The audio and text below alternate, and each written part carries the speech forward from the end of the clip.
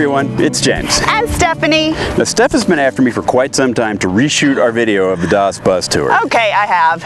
And it looks like today is the day. Good. Well, let's start with showing some baby pictures of what she looked like when we brought her home. All right, this is our 2003, early 2000s decor, blonde wood. She looks quite a bit different now. Much improved. But she actually started her life as an 03 Forest River MB Cruiser. And we've made quite a few improvements since then. Yes. The first and most noticeable is the badging. She came to us as a Freightliner, and now she's a Mercedes-Benz. Other upgrades I made, the suspension. In front, I added a Timbren SES suspension kit, and in the back, I added a leaf spring kit from Upscale Automotive. And those two things have made a huge improvement to the drive. Yes, they have. And speaking of drive, is a 2003. This is a 5-cylinder engine, but that still gets us 154 horsepower and 243 foot-pounds of torque. What, are you going to race her? Maybe.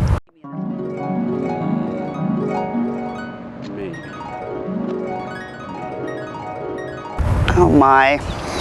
Other notes about the drive, being a 5-cylinder, I get 20 miles to the gallon here without even trying. I can get 22 if I try. I think that's about it up front. Let's move around to the passenger side. Here we go. So here we are on the passenger side. Welcome to my side of things. Yeah, I don't get to sit over there really. Ever. The first thing we're going to notice on the passenger side, besides the obvious repaint, is that we've got an awning. This is a box awning. It's a manual, but you can stake it to the ground. You can hook it up onto the side of the RV. Neither of those things do we ever do because we're never in one place long enough to use the awning. That's true. I don't remember the last time we had the awning. I don't either. Moving further down the passenger side, here's our propane. In this compartment, we've got the propane tank, propane regulator with a valve, and an outdoor temperature sensor. Which always reads hotter than it actually is inside. No, it always reads just fine, and you need to put on a sweater. It's off. Nah. Anyway, moving further down the vehicle, we've got a vented battery box. She originally came to us with regular lead-acid batteries. I've replaced them with 220 amp hours of AGM awesomeness, but I still kept them in a vented battery box. That's about all to show you here on the passenger side. Let's move around to the back. So here we are at the back of DOS Bus, and the first thing you're going to notice is that our Sprinter doesn't have any rear doors. Instead, we've got this fiberglass cap that was put on when Forest River did the original conversion. So we've got that in place of doors, and we also have this contraption. And this is an awesome storage unit. It doesn't go through to the RV, so we can put the gross things in here, like the grill, the things that smell, the black tank hose. All those sorts of things. And that's actually pretty important, because a lot of RVs, they'll say they have an exterior storage compartment, but they're just underneath the bed. Right. And we don't have that here. Right. Well, we also have the hitch, which we've never used. I think it tows up to 5,000 pounds. Right. So the trailer hitch, and then, we've also got our backup camera, which is mounted here on top of the trailer hitch. I actually like having it down low because it helps me see things that I might come into on the corners of the bumpers. Like that time we were in California, and you hit that rock right here. Cut!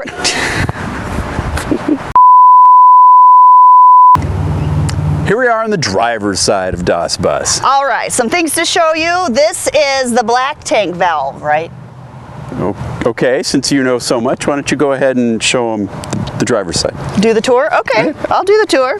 Okay, so this is a Marine Co. It's our shore power. The shore power. 30 amps. This is the cable connection. I do know that one. This is hot, double hot. It's the vent for the furnace. Okay, furnace vent. This is definitely a water hookup.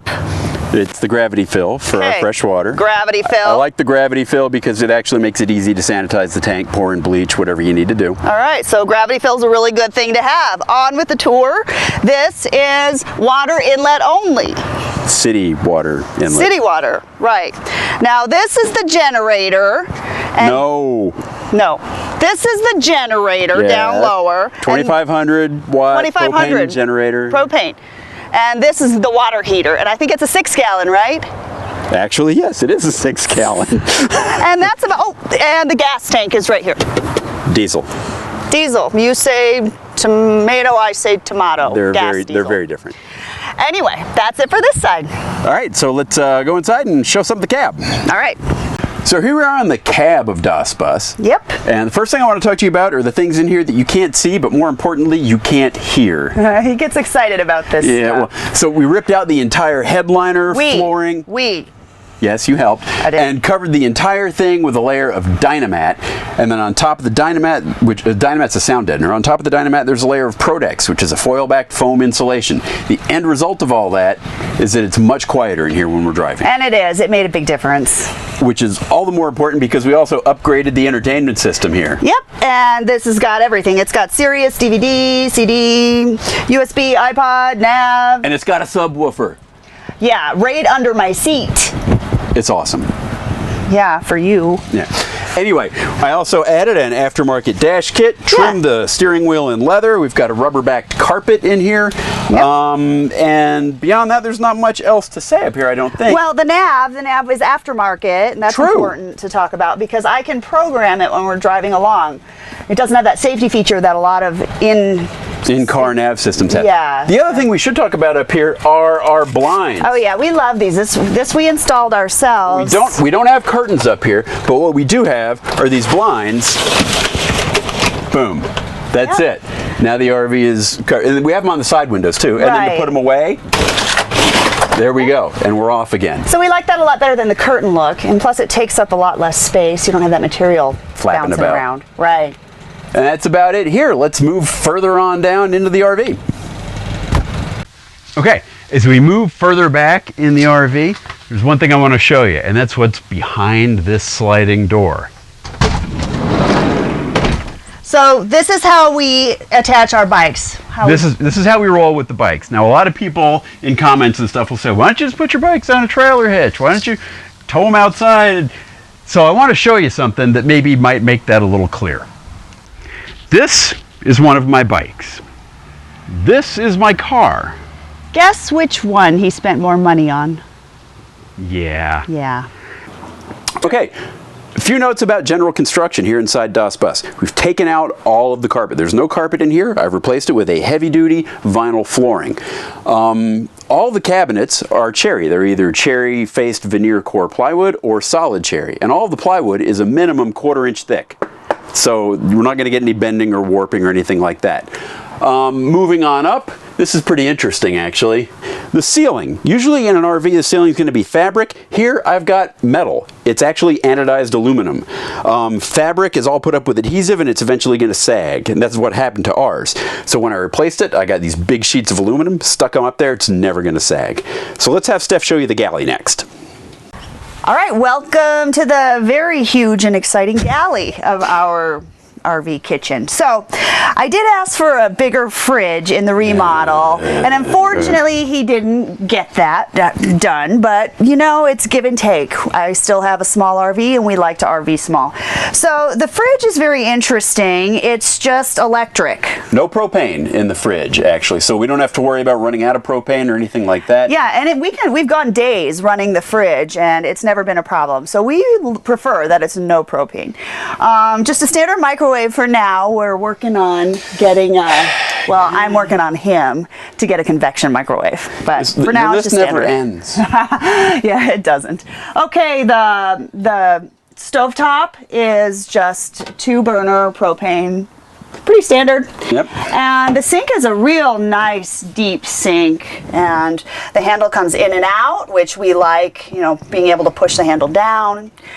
The backsplash is interesting. It's magnetic. What is this? It's a 430 series stainless steel. Yeah, and let me show you this magnet too. So this magnet goes to this cabinet down here. It's a hidden magnet is mounted in this cabinet. When we put this magnet here, the cabinet unlocks and we can open it.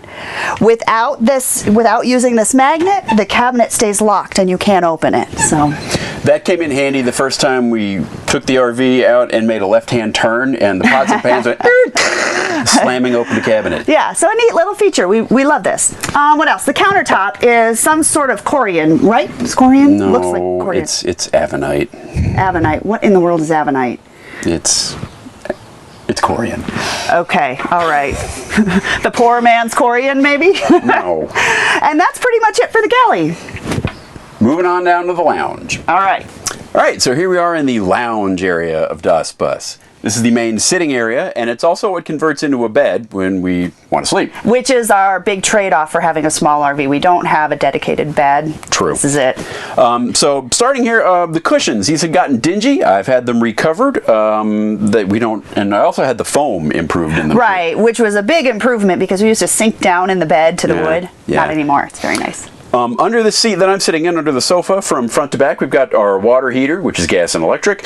We've got the freshwater tank. It's very important for winterization or winter camping that the tank is inside. Right. And then back here, we've got the water pump and a whole house water filtration system. Yeah, and you can see the cabinetry in here. James built it all. It's beautiful. He even built me this nice little wardrobe, and it has a mirror inside, and I can hang things in there.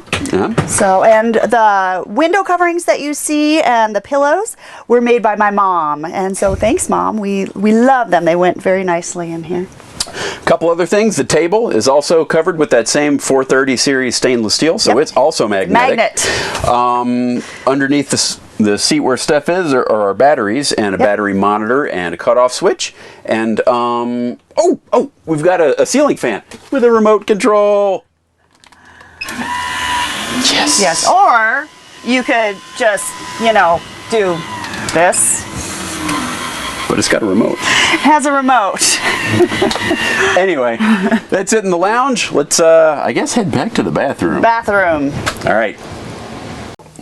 All right, so here we are in the bathroom of Das Bus. It's a fairly small bathroom, but for a Class B, it's huge. It's an actual dry bath in the back of our RV. Starting over here, we've got a shower, an actual, I can stand in it, stand-up shower.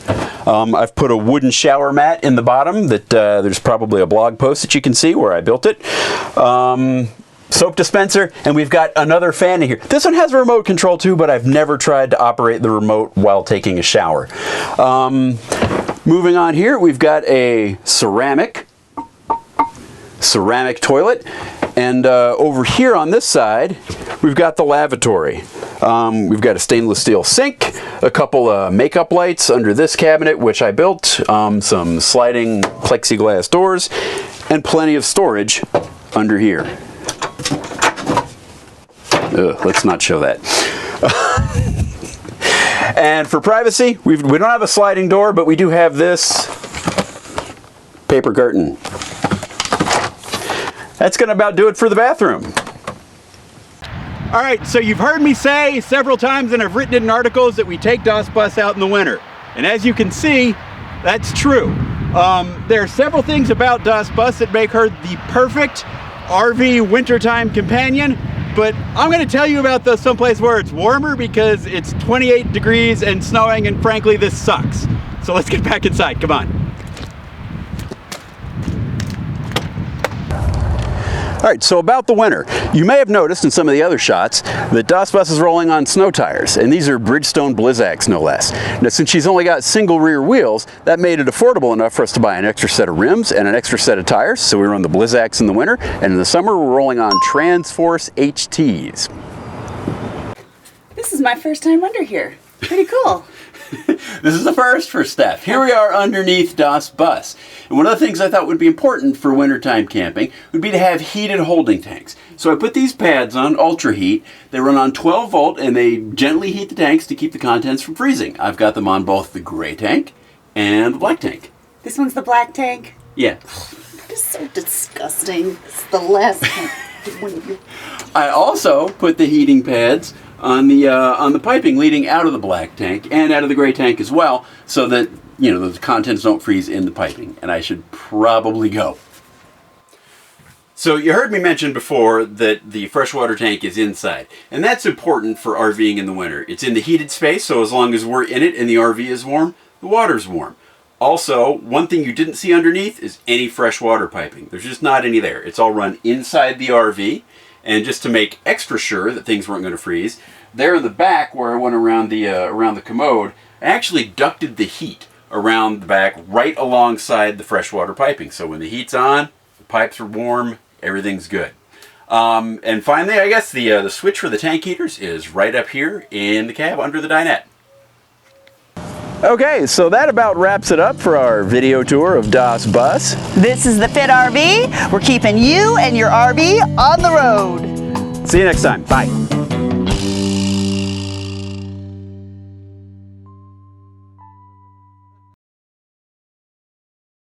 percentage full and how many amps you have. How many amps? Why do you want to know how many amps? So you can do things like 1.1 amps. Okay, got it. It's for counting amps. Gotcha.